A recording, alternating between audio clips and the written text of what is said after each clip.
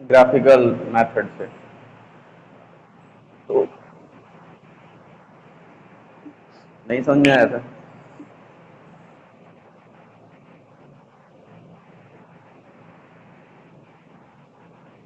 मैंने कहा भी था जिसको न्यूमेरिकल समझ में ना आ रहे हो, जो ना आ रहे वो कर पा रहे हो मुझे सेंड कर देंगे।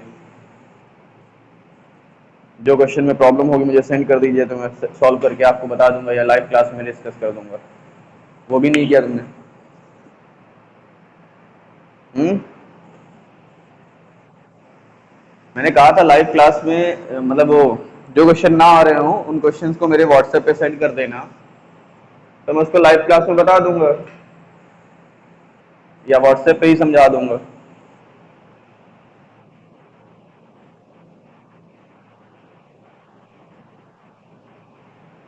उसी में टेंशन हो रहा है। फिजिक्स का बेटा मतलब स्टार्टिंग में मैंने बताया था, फिजिक्स का मतलब हाफ थ्योरी 50% थ्योरी है, तो 50% न्यूमेरिकल।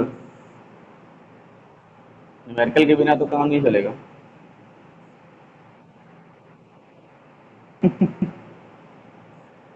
वो तो पेपर सेट करने वाले पे डिपेंड करता है ना, कितने मार्क्स का न्यूमेरिकल दे रहा है, कितने मार्क्स की थ्योरी दे रहा है।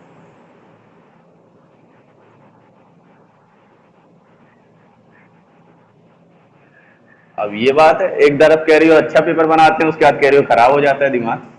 पेपर अगर अच्छा होगा तो दिमाग खराब क्यों होगा?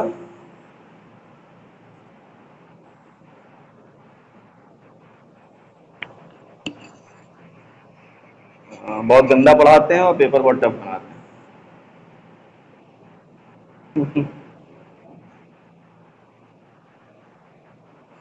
हाँ तो हार्ड तो रहना चाहिए ना पेपर, क्वेश्चन पेपर अगर इजी हो गया तो फिर मतलब क्या रह गया मेरे पढ़ाने का?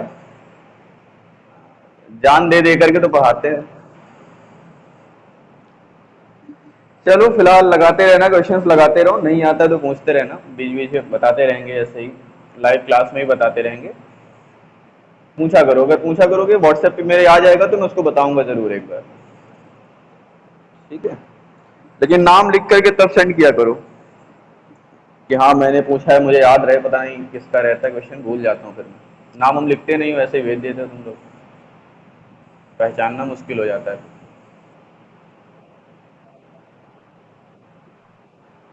हाँ तो जब समझा दिया तो फिर समझ में आ गया होगा।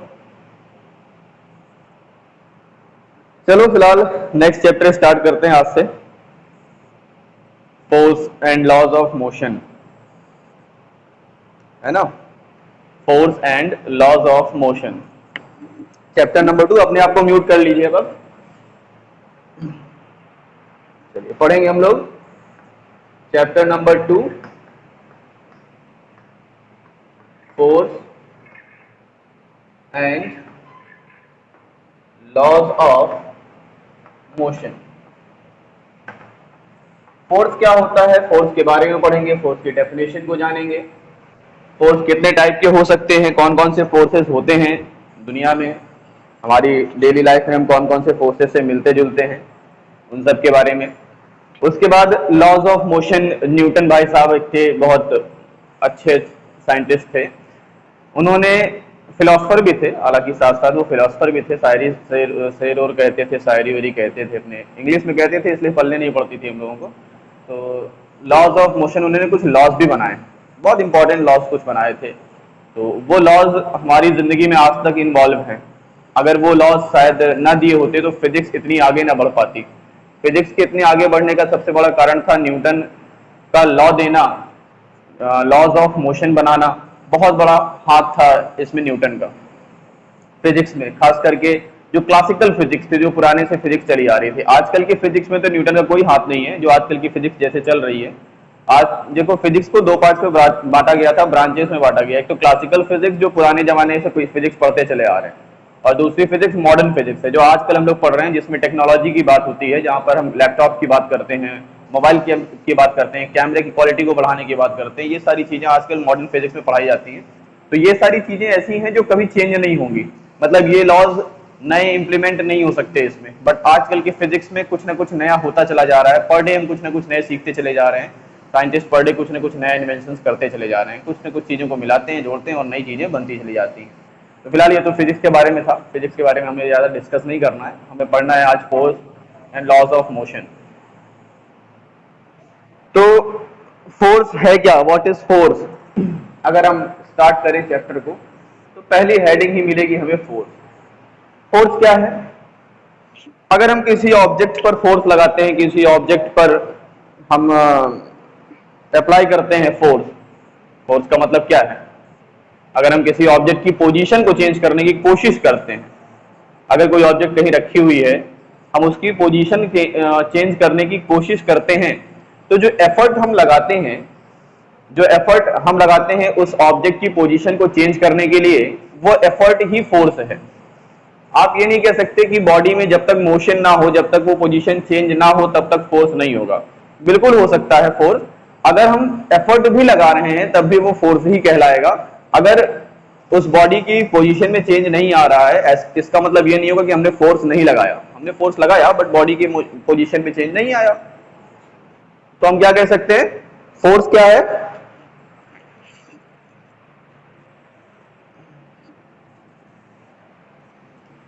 फोर्स है क्या? फोर्स की डेफिनेशन देख लें। द कॉज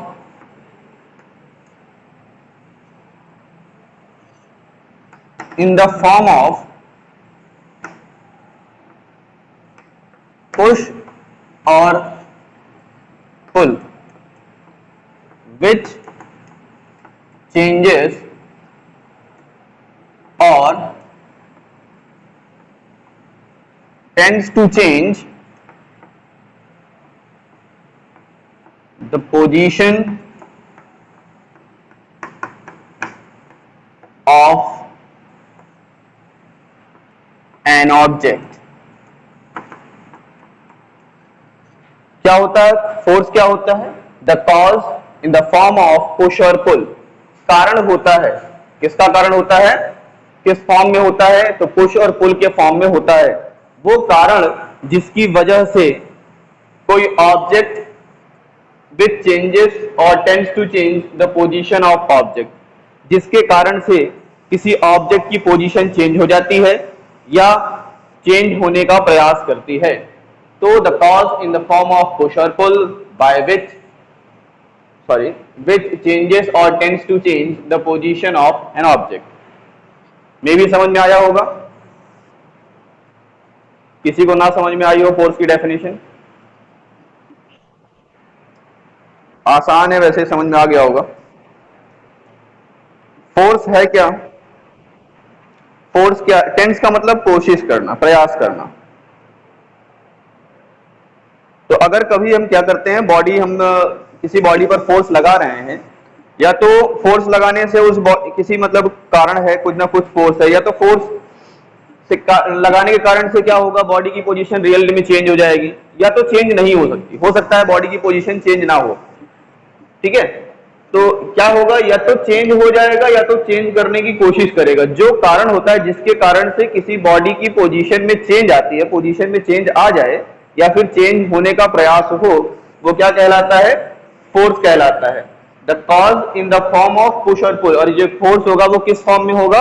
या तो पुश के फॉर्म में होगा या तो पुल के फॉर्म में होगा। या तो हम किसी चीज को खींचेंगे या तो किसी चीज को धक्का देंगे, दो में से कोई एक ही चीज कर सकते हैं। समझ में आया? फोर्स क्या होता है? In the form of push और पुल। पुश और पुल के फॉर्म में होता है, और या तो बॉडी की पोजीशन में चेंज कर देता है या तो चेंज करने की कोशिश करता है। समझ में आ गया होगा? चलिए टाइप्स ऑफ फोर्सेस की बात करते हैं। फोर्स कितने टाइप्स के होते हैं? फोर्स होते हैं बेटा दो टाइप्स के। हमें जो पढ़ना है, ऐसे अगर फोर्स के टाइप्स पढ़ने बैठ जाएंगे तो फिर दिन से रात हो जाएगी और फोर्स के टाइप्स खत्म नहीं होंगे। बट हमें जो पढ़ना है वो मेनली दो टाइप के फोर्स पढ़ना है। फोर्स कितने टाइप के होंगे? दो टाइप के होंगे। कौन कौन से होंगे वो देख लेते हैं। Types of forces. फोर्स कितने टाइप के होंगे? इसकी स्क्रीनशॉट लेते चलिएगा आप लोग, तो आपको नोट्स बनाने में आसानी होगी। वैसे नोट्स में पीडीएफ फॉर्म में दे दूंगा बहुत जल्द, चैप्टर खत्म होने से पहले ही दे दूंगा। Types of forces. फोर्स के कितने टाइप्स होते हैं? तो हमें जो पढ़ना है वो दो टाइप के फोर्स पढ़ना है। एक तो हमें पढ़ना है बैलेंस्ड फोर्स और दूसरा पढ़ना है अनबैलेंस्ड फोर्स, बैलेंस्ड फोर्स पढ़ना है और अनबैलेंस्ड फोर्स पढ़ना है। अब बैलेंस्ड फोर्स क्या है, अनबैलेंस्ड फोर्स क्या है? बैलेंस्ड फोर्स और अनबैलेंस्ड फोर्स समझना बहुत आसान है वैसे, अगर आप एग्जांपल से समझ जाओ तब। देखो होता क्या है, अगर हम फोर्स लगा रहे हैं किसी भी ऑब्जेक्ट में तो हमें कुछ ना कुछ रिजल्ट मिलेगा। किसी ऑब्जेक्ट में हम फोर्स लगा रहे हैं तो किसी जो फोर्स लगाएंगे उस फोर्स का कुछ ना कुछ रिजल्ट होगा। जब हम किसी ऑब्जेक्ट को खींचेंगे तो हो सकता है उसकी पोजीशन चेंज हो, हमारी तरफ बॉडी चली आए, हमारी तरफ शिफ्ट हो सकता है, या फिर हो सकता है हमारी तरफ शिफ्ट ना हो। ठीक है, तो रिजल्टेंट की बात करें, पहले अगर रिजल्टेंट समझ लें कि रिजल्टेंट क्या होता है तो ये बैलेंस्ड फोर्स और अनबैलेंस्ड फोर्स समझना आसान हो जाएगा अगर हमें रिजल्टेंट समझ में आ जाए तब। रिजल्टेंट क्या है, अगर हम किसी बॉडी पर फोर्स लगा रहे हैं तो फोर्स लगाने के कारण से या तो बॉडी में चेंज होगा या तो चेंज नहीं होगा। अगर बॉडी में पोजीशन में चेंज हो जाए तो रिजल्टेंट कुछ ना कुछ तो आया कि हमने वर्क किया, फोर्स लगाया और उसका रिजल्ट निकल करके आ गया। बट अगर हम फोर्स लगाएं और रिजल्ट ना आए तो क्या कहेंगे उसको, result is zero, resultant is zero, क्योंकि हमने कुछ फोर्स लगाया। जैसे हम दीवार पर धक्का मारें, दीवार को पुश करें तो क्या दीवार शिफ्ट हो जाएगी, अपनी पोजीशन चेंज कर देगी? नहीं चेंज करेगी। इसका मतलब यह हुआ कि उस समय रिजल्टेंट क्या है, जीरो है। लेकिन अगर हम टेबल की बात करते हैं, किसी टेबल पर पुश करते हैं, किसी टेबल को पुल करते हैं, अगर पुश करो या पुल करो तो टेबल क्या होगी, चेयर क्या होगी, शिफ्ट हो जाएगी। टेबल हो, चेयर हो, बुक है, इन सब चीजों पर अगर आप फोर्स लगाते हो तो उसकी पोजीशन चेंज हो जाएगी। मतलब आपका रिजल्टेंट कुछ ना कुछ तो निकल करके आएगा, कुछ ना कुछ आपने वर्क किया, कुछ ना कुछ आपने फोर्स लगाया जिसका रिजल्ट कुछ ना कुछ मिल गया। तो यहां पर बात आती है रिजल्टेंट कुछ ना होना या फिर रिजल्टेंट का कुछ ना होना। तो बैलेंस फोर्स का मतलब यह है कि जब आपका फोर्स लगाते हो, कभी भी फोर्स लगाया आपने और रिजल्टेंट आपका जीरो आ गया। अगर रिजल्टेंट जीरो है, अगर किसी बॉडी पर आप मल्टीपल फोर्सेस लगा रहे हो, किसी बॉडी पर दो से ज्यादा फोर्स या दो फोर्स लगा रहे हैं किसी बॉडी पर और उसका इफेक्ट जो दिख रहा है वो जीरो दिख रहा है, उसका रिजल्ट जो है वो जीरो आ रहा है, तो इस तरह के फोर्सेस को कहते हैं बैलेंस फोर्सेस। और अगर दो फोर्सेस इस तरीके से किसी ऑब्जेक्ट पे लग रहे हैं, दो या सिंगल एक भी फोर्स कह सकते हो, तो फिर वो कहलाता है नॉन अनबैलेंस्ड फोर्स या non balance force. Non balance force थोड़ा ऑड लगता है सही, वैसे नॉन बैलेंस फोर्स भी वर्ड सही है बट ये थोड़ा ऑड लगता है बोलने में, बट अनबैलेंस्ड फोर्स इसको कहते हैं। जैसे किसी ऑब्जेक्ट पर किसी रस्सा कस्सी खेल में, अगर आप किसी रस्सा, जो रस्सी कस्सी खेल होता है ना, क्या बोलते हैं उसको, टग ऑफ वॉर, है ना, अगर उसको खींचा जाए, एक तरफ सारी गर्ल्स को कर दिया जाए, एक तरफ सारे बॉयज को कर दिया जाए, तो अगर दोनों बैलेंस्ड हैं, मतलब ना इधर जा रही है ना इधर जा रहे हैं, रस्सी फिक्स है, एक ही पोजीशन पर है, लेकिन फोर्स दोनों तरफ से लग रहा है, इधर से भी लग रहा है इधर से भी लग रहा है, तो दोनों फोर्स क्या करते हैं, एक दूसरे को बैलेंस किए हुए हैं, तो इस तरह के फोर्सेस को कहेंगे बैलेंस फोर्स। और मान लो अगर किसी तरफ एक तरफ फोर्स ज्यादा लग जाए, जैसे मान लो गर्ल्स ने ज्यादा तेजी से खींच लिया या बॉयज ने ज्यादा तेजी से खींच लिया, तो हमारा क्या हो गया, जो फोर्स लगा रहे थे हम, फोर्स का कुछ ना कुछ रिजल्ट आ गया। तो अगर फोर्स का रिजल्ट आ जाएगा तो वहां पर क्या बोलेंगे, उसको अनबैलेंस्ड फोर्स कहेंगे। मे भी समझ में आया होगा बैलेंस फोर्स और अनबैलेंस फोर्स। बैलेंस फोर्स का सिंपल सा मतलब है रिजल्टेंट जीरो, रिजल्टेंट फोर्स का जीरो हो जाना तो बैलेंस्ड फोर्स है। अगर रिजल्टेंट फोर्स जीरो ना होकर के कुछ ना कुछ वैल्यू हो जाए तो फिर वो कहलाएगी अनबैलेंस्ड फोर्स। ठीक है, चलिए मैं अनम्यूट कर रहा हूं, आप पूछ सकते हैं अगर समझ में ना आया हो तो। समझ में आ गया होगा बैलेंस्ड फोर्स और अनबैलेंस्ड फोर्स। अगर फोर्स जीरो हो जाए, इफेक्टिव फोर्स जीरो हो जाए, मान लीजिए ये टग ऑफ वॉर है, ये लाइन है और ये रस्सी खींची हुई है, ठीक है, यहां से एक फोर्स लग रहा है, इधर बॉयज का फोर्स लग रहा है और इधर गर्ल्स का फोर्स लग रहा है, एफ जी, ठीक है।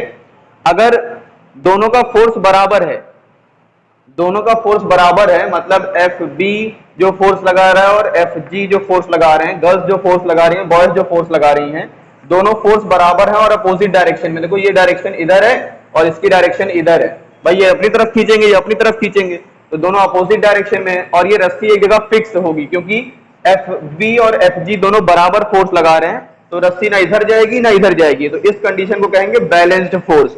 और अगर यही चीज ऐसे हो जाए कि ये रस्सी ऐसे लगी हो और हो सकता है कि बॉयज ने फोर्स ज्यादा लगा दिया, तो क्या हो जाएगा, F B is greater than F G हो जाएगा, जो बॉयज का फोर्स है वो गर्ल्स के फोर्स से ज्यादा हो जाएगा। अगर ये फोर्स ज्यादा हो जाएगा तो रस्सी इधर खींच आएगी, तो फिर वो हो जाएगा अनबैलेंस्ड फोर्स। बात समझ में आ गई होगी, ठीक है। तो बैलेंस फोर्स और अनबैलेंस फोर्स समझ में आ गया। चलो आगे बढ़ते हैं। टाइप्स ऑफ फोर्सेस मेरे ख्याल से समझ में आ गए होंगे, कौन कौन से फोर्सेस होते हैं, बैलेंस्ड फोर्स और अनबैलेंस्ड फोर्स होते हैं। ठीक है, अब आगे पढ़ते हैं न्यूटन्स लॉ ऑफ मोशन, जो हम लोगों का नेक्स्ट टॉपिक है, लॉज ऑफ मोशन। इसको किसने दिया था? न्यूटन ने दिया था। तो Newton's laws of motion, Newton के मोशन के नियम, यानी मोशन जो होगा वो किसी ना किसी नियम के तहत होगा। ऐसे मन नहीं, जब मन किया जैसे मन किया आपने क्या कर दिया, मोशन करा दिया। नहीं, मोशन के कुछ नियम कानून होंगे, उन नियम कानून के तहत ही मोशन हो सकता है। तो इन लॉज को पढ़ना बहुत जरूरी था, क्योंकि अगर इन लॉज को समझ में नहीं आएगा, ये लॉज समझ में नहीं आते, तो फिर हम बड़े बड़े डेरिवेशंस, बड़े बड़े क्वेश्चंस को समझना, कह सकते हो समझना आसान नहीं होगा। समझ तो सकते ही हैं बट आसानी से नहीं समझ सकते। और इनको अगर ये लॉज समझ में आ जाएंगे तो बड़े बड़े न्यूमेरिकल्स, बड़े बड़े क्वेश्चंस को हम आसानी से समझ सकते हैं। तो पहला जो न्यूमेरिकल, पहले जो लॉ है और तीसरा जो लॉ है, ये बहुत ही इजी है, निहायत ही इजी है। थर्ड तो बहुत इजी है, फर्स्ट वाला थोड़ा सा कॉम्प्लिकेटेड है और सेकंड वाला सबसे ज्यादा कॉम्प्लिकेटेड है। यानी जितने भी डेरिवेशन आप पढ़ोगे, जितने भी लॉस पढ़ोगे, जो भी सारी चीजें पढ़ोगे, वो सिर्फ और सिर्फ सेकंड लॉ से पढ़ना है हमें। मेन है सेकंड लॉ, और फर्स्ट लॉ और थर्ड लॉ तो बहुत कम यूज होने वाला है, होता है, एग्जिस्ट करता है इस दुनिया में, हर जगह मौजूद है, बट उसको पढ़ना कम है, हमें उसके बारे में ज्यादा जानकारी नहीं लेनी है। हालांकि जानकारी तो सेकंड के बारे में भी ज्यादा नहीं लेनी है 9th क्लास के लेवल तक। अगर 11th क्लास में होते तो हम ज्यादा डीप में पढ़ाते फिर सेकंड लॉ को। फिलहाल अभी फर्स्ट लॉ देखते हैं। First law of motion, Newton का पहला लॉ, बहुत आसान से नियम है, बहुत आसानी से समझ में आ जाएगा। एक साइंटिस्ट थे न्यूटन से पहले जिनका नाम था गैलीलियो। गैलीलियो एक साइंटिस्ट का नाम था, शायद आप लोगों ने सुना भी होगा नाम इनका। गैलीलियो ने क्या बताया कि अगर कोई ऑब्जेक्ट रेस्ट में है तो वो रेस्ट में ही रहेगा, अगर वो मोशन में है तो वो मोशन में ही रहेगा, अगर उस पर कोई फोर्स ना लगाया जाए तो। अगर कोई ऑब्जेक्ट रेस्ट पे है तो वो रेस्ट पे ही रहेगा, जिंदगी भर रेस्ट पे ही रहेगा, और अगर कोई ऑब्जेक्ट मोशन में है तो वो मोशन में ही रहेगा, अगर उस पर कोई फोर्स ना लगाया जाए। यानी अगर कोई ऑब्जेक्ट, किसी साइकिल है, कोई साइकिल है, उस साइकिल को एक बार हम चला दें और उस पर फोर्स ना लगाएं तो साइकिल वो जिंदगी भर चलती रहेगी। जब तक कोई फोर्स नहीं लगाएंगे तब तक बॉडी रुकेगी ही नहीं, या बॉडी चलेगी ही नहीं अगर वो रेस्ट पे है तो। A body remains at rest और moving on a straight line till an external force exert on it, जब तक कोई एक्सटर्नल फोर्स उस पर ना अप्लाई किया जाए। ये गैलीलियो ने बताया। न्यूटन ने कहा बिल्कुल सही बात है। न्यूटन ने इसको प्रूव भी किया, बताया भी कि हाँ एकदम सही था, गैलीलियो जो कह के गए थे। गैलीलियो न्यूटन से पहले जन्म लिए थे और न्यूटन से पहले टपक गए थे, उसके बाद आए थे न्यूटन भाई साहब। न्यूटन ने कहा कि जब तक किसी बॉडी पर कोई फोर्स नहीं लगाया जाएगा, कोई फोर्स अगर ना लगे तो बॉडी रेस्ट पर ही रहेगी, बॉडी अगर मोशन में है तो मोशन पे ही रहेगी जब तक उस पर कोई एक्सटर्नल फोर्स ना लगाया जाए। और इसी को उन्होंने अपना फर्स्ट लॉ बना दिया। तो न्यूटन का फर्स्ट लॉ यही कहता है। अब होता क्या है कि हम कई सारे लॉ पढ़ते हैं, इससे बेटर होता है कि हम सिर्फ एक लॉ पढ़ें, इसलिए न्यूटन ने तीनों लॉ को इकट्ठा कर दिया, फर्स्ट लॉ बनाया। फर्स्ट लॉ में उन्होंने कहा कि a body is at rest, remains at rest and moving in a straight line continuously if there is no external force exert on it, अगर उस पर कोई external force ना लगाया जाए। तो ये तो हो गई बात न्यूटन फर्स्ट लॉ की। न्यूटन ने क्या कहा? इनर्शिया एक टॉपिक था, इनर्शिया जिसके बारे में गैलीलियो ने बहुत सारी चर्चाएं की, बहुत सारे चीजों के बारे में बताया। इनर्शिया के बारे में एक टॉपिक आ गया आपके कोर्स में जुड़ा, जिसको कहा गया इनर्शिया। अरे यार स्पेलिंग बहुत भूलता हूं, INERTIA। ये इनर्शिया क्या होता है? इनर्शिया के बारे में सबसे पहले गैलीलियो ने ही बताया था। किसी बॉडी की प्रॉपर्टी होती है इनर्शिया। क्या है? किसी बॉडी की प्रॉपर्टी कि अगर वो बॉडी रेस्ट पे है तो रेस्ट पे ही रहेगी, अगर कोई बॉडी मोशन में है तो मोशन में ही रहेगी। वो खुद ब खुद से अपनी बॉडी की स्टेट को चेंज नहीं कर सकती। यानी किसी बॉडी की वो प्रॉपर्टी जिसकी वजह से वो अपने स्टेट ऑफ मोशन या स्टेट ऑफ रेस्ट में खुद से कोई चेंज ना कर सके, तो इस प्रॉपर्टी को, उस बॉडी की इनर्शिया कहते हैं। The inertia is the property of a body by virtue of which it can not changes its state of motion और state of rest by itself is called inertia. तो the property of a body by virtue of which, किसी बॉडी की वो प्रॉपर्टी जिसके कारण से it can not changes its, वो खुद से चेंज नहीं कर सकती। किसमें चेंज नहीं कर सकते? State of rest, state of motion और डायरेक्शन। डायरेक्शन में भी चेंज नहीं कर सकते। अगर वो स्ट्रेट लाइन में मोशन कर रहा है तो डायरेक्शन भी खुद ब खुद चेंज नहीं कर पाएगा। By itself is known as inertia. मेरे ख्याल से इनर्शिया समझ में आ गया होगा। इनर्शिया क्या है? अब इनर्शिया तीन टाइप की होती है, inertia of rest, inertia of motion and inertia of direction. जैसे एग्जांपल के तौर पर इनर्शिया सभी बॉडी में होती है। अगर कोई बॉडी, जैसे बुक है, आपकी बुक है, अगर आप बुक को रेस्ट पे रख दीजिए, कहीं रख दीजिए, किसी टेबल पे रख दीजिए, तो क्या अपने आप वो अपनी पोजीशन चेंज कर पाएगी? जब तक आप उसे एक्सटर्नल फोर्स लगा करके ना हिलाइए, मेरे ख्याल से वो बुक खुद ब खुद चल करके एक टेबल से उठ करके आपकी अलमारी तक तो नहीं पहुंचेगी। यानी जहां तक आपके बैग तक नहीं पहुंचेगी कि हाँ चलो भैया हमारे सरकार हैं, हमारे मालिक हैं, हमें टेबल पर रख करके भूल गए, हम उनके बैग पे पहुंच जाएं आसानी से। क्या वो ऑटोमेटिक अपने बैग, आपके बैग तक पहुंच सकती है? आंसर आपका होगा नहीं। तो सही बात है। अब मोशन की बात आए कि अगर हम साइकिल चला देते हैं, साइकिल एक बार पैडल मार देते हैं, एक बार साइकिल को रन करा देते हैं, तो साइकिल भी कंटिन्यूसली मूव करती रहनी चाहिए थी। या बॉल है, बॉल को अगर हम जमीन पर ऐसे छोड़ दें, डंगा के छोड़ दें, तो क्या वो बॉल चलती रहेगी जिंदगी भर? न्यूटन के अकॉर्डिंग चलती रहनी चाहिए थी, इनर्शिया के अकॉर्डिंग चलती रहना चाहिए था।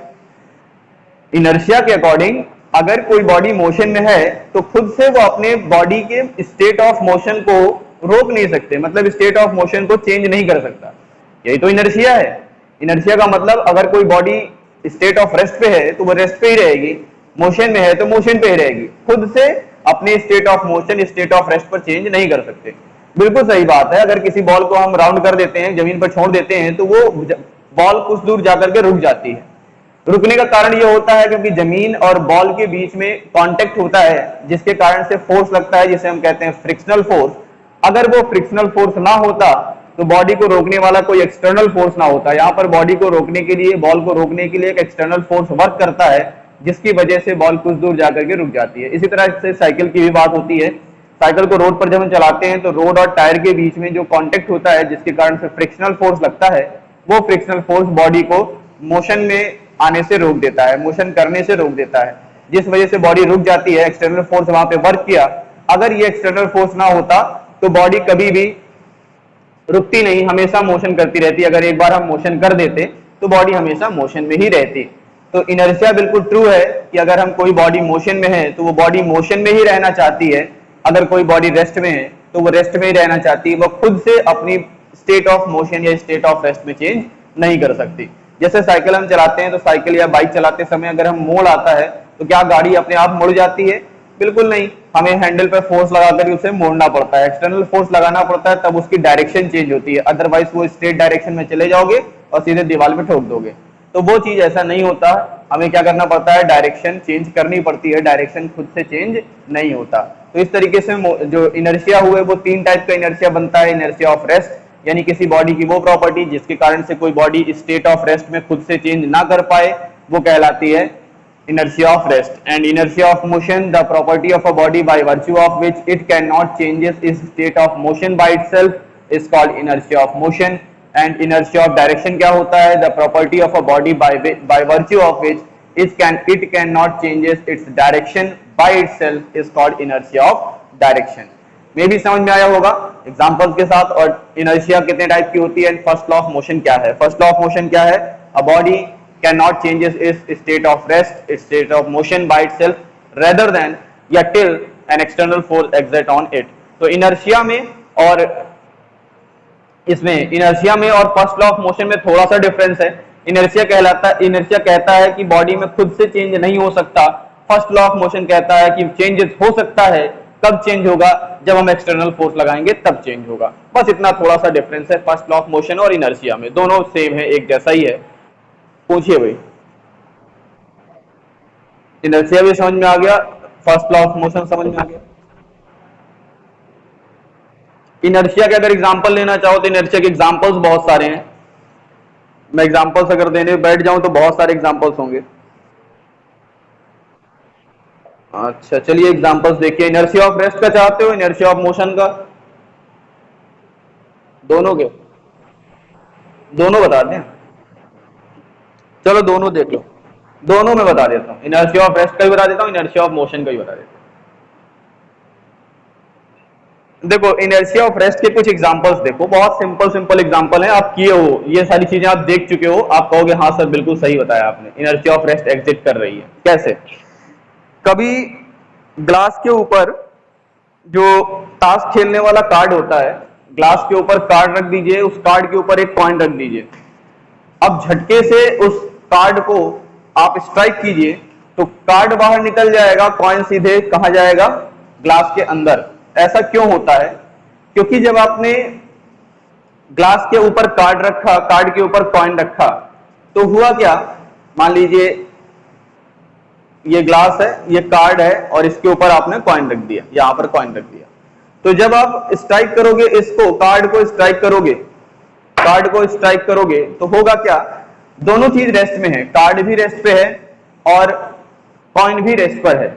जैसे ही आपने कार्ड को स्ट्राइक किया, आपने कार्ड पर फोर्स लगाया, कार्ड मोशन पे आ गया, बट सिक्का जो है, जो कॉइन है, वो क्या करना चाहता है? इनर्शिया के कारण से अभी भी रेस्ट पे ही रहना चाहता है। वो अपनी पोजीशन को खुद से चेंज नहीं कर सकता, वो अपनी पोजीशन पर ऑटोमेटिक चेंज नहीं ला सकता, इनर्शिया ऑफ रेस्ट पर ही रहना चाहता है। इसलिए क्या होता है? जब कार्ड पे आप स्ट्राइक करते हो तो कार्ड हट जाता है और कॉइन नीचे चला जाता है ग्लास के अंदर। तो ये हो गया इनर्शिया ऑफ रेस्ट का एक एग्जांपल। अब इनर्शिया ऑफ रेस्ट का एक सिंपल सा एग्जांपल आपने महसूस किया होगा, जब आप बस में बैठते हो, आप बस में बैठिए मत, खड़े रहिए। मान लीजिए आप बस में खड़े खड़े ट्रेवल कर रहे हो, जब बस चलती है, बस भी रेस्ट पे है, आप भी रेस्ट पर हो, आपका पैर बस के साथ कांटेक्ट में है, बट आपके बॉडी का जो अपर पार्ट है वो बस के कांटेक्ट में नहीं है। जब बस चलना स्टार्ट करती है, जैसे ही मोशन में आता है, फोर्स लगा, बस झटके से चलना स्टार्ट की, तो आपका पैर बस के कांटेक्ट में होने के कारण से मोशन में तुरंत आ जाता है, बट आपकी बॉडी का जो अपर पार्ट है वो अभी भी रेस्ट में ही रहना चाहता है। इसलिए आप जब बस आगे चलती है तो आप पीछे की तरफ थोड़ा सा बेंड हो जाते हैं, झुक जाते हैं, एक झटका लगता है पीछे की तरफ। ये किसकी तरफ से आवाज आ रही है? म्यूट कर दीजिए प्लीज। बर्तन जहां धुले जा रहे हैं फालतू में, पता नहीं क्यों आप लोग म्यूट नहीं करते हो, कितना डिस्टर्बिंग होता है पता है?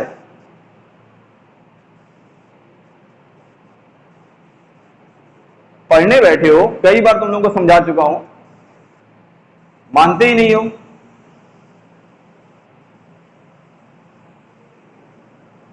बेवकूफी वाला काम करते हो।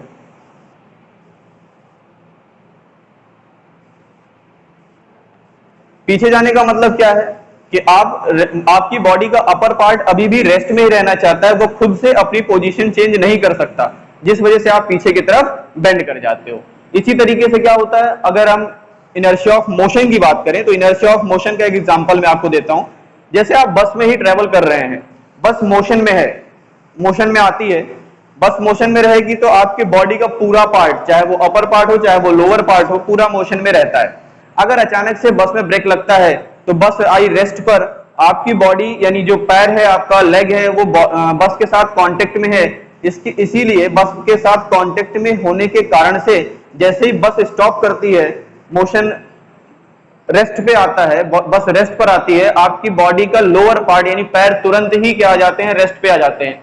बट आपकी बॉडी का अपर पार्ट अभी भी मोशन में ही रहना चाहता है, ड्यू टू इनर्शिया आप आगे की तरफ झुक जाते हो, आगे की तरफ चले जाते हो। तो ये इनर्शिया के कुछ एग्जांपल्स थे, और भी बहुत सारे एग्जांपल हैं। पावदान जो होता है, जैसे आप पावदान को झाड़ते हो तो कैसे झाड़ते हो? साफ कैसे करते हो? उसको या तो ऐसे लटका लेते हैं, उसको डंडी से पीटते हैं, इस तरह से आप क्या करते हो, उसको साफ कर सकते हो। कैसे, क्यों साफ हो जाता है? जब आप, क्योंकि पावदान में क्या होता है, डस्ट पार्टिकल्स होते हैं, तो डस्ट पार्टिकल उसके साथ जुड़े हुए हैं। जब आप स्टिक से बीट करते हो तो पावदान क्या होता है, मोशन में आता है और पीछे चला जाता है, बट उसके डस्ट पार्टिकल, उसके अंदर के जो डस्ट पार्टिकल्स हैं वो रेस्ट, इनर्शिया ऑफ रेस्ट के कारण से वहीं पर रह जाते हैं और नीचे गिर जाते हैं, फिर वो पीछे आता है। फिर आप एग्जांपल के तौर पर आप ले सकते हो, जैसे कपड़ा, आप कपड़े धुलते हो, कपड़े धुलने से डालने से पहले, कपड़े को डालने से पहले आप एक बार झटका देते हो, कपड़े को झटका देते हो तो पानी की छोटी छोटी ड्रॉपलेट्स बाहर आती हैं।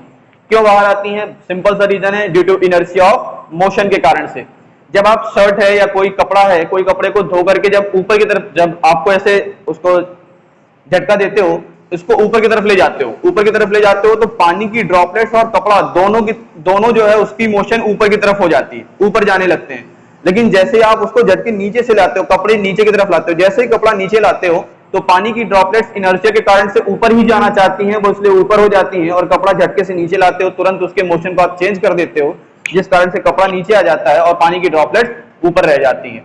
तो इस तरह से बहुत सारे एग्जांपल्स हैं, डेली लाइफ में हम देखते हैं, महसूस करते हैं, बट पता नहीं था आपको कि ये सब इनर्शिया होती है। तो शायद अब समझ में आ गया होगा कि आप डेली लाइफ में कहां कहां इनर्शिया देखते हो। बहुत सारी जगह पर इनर्शिया का आप इस्तेमाल करते हो, फ्रिक्शन का इस्तेमाल करते हो, फिजिक्स हर जगह है, मैंने कहा फिजिक्स हर जगह मौजूद है, बस आपको ढूंढना है, बस आपको सीखना है। अगर ये इस तरह से आप फिजिक्स को समझोगे तो फिजिक्स को समझना बहुत आसान हो जाएगा कि ये इनर्शिया है। आज घर पे जाना, मम्मी को समझाना, मम्मी जब कपड़ा साफ करते हो तो इनर्शिया के कारण से होता है, ठीक है। मम्मी समझ जाएंगी बेटा हमारा पढ़ रहा है या बच्ची हमारी पढ़ रही है, ठीक है। तो मम्मा पापा को जरूर समझाना, जाना मम्मी पापा को अच्छे से समझाना आज इनर्शिया के बारे में, पूरा जितना भी जो भी चीजें आप देखते हो, जहां जहां इनर्शिया दिखे आपको समझा डालना उनको, या अपने छोटे भाई, बड़े भैया बहन को सबको समझाओ, इनर्शिया के बारे में जानने की कोशिश करो, कहां कहां हमारी इनर्शिया दिखती है। आज का होमवर्क यही है आपका कि इनर्शिया के बारे में खूब से खूब ज्यादा पता करिए, जहां से हाँ आप इनर्शिया देख सकते हो कि हाँ मैंने ये देखा, कल हम पूछेंगे, कल हम डिस्कस करेंगे आपने कहां कहां इनर्शिया को ढूंढा, कहां कहां इनर्शिया देखा, ठीक है। तो उसके बारे में हाँ आप सही है या गलत है फिर हम डिस्कस करेंगे कल, ठीक है। मे भी समझ में आया होगा, मैं अनम्यूट कर, समझ में आ गया सारी चीजें, inertia of rest, inertia of motion. अब इतने एग्जांपल मिलने के बाद भी अगर समझ में ना आए तो फिर बेकार है ना।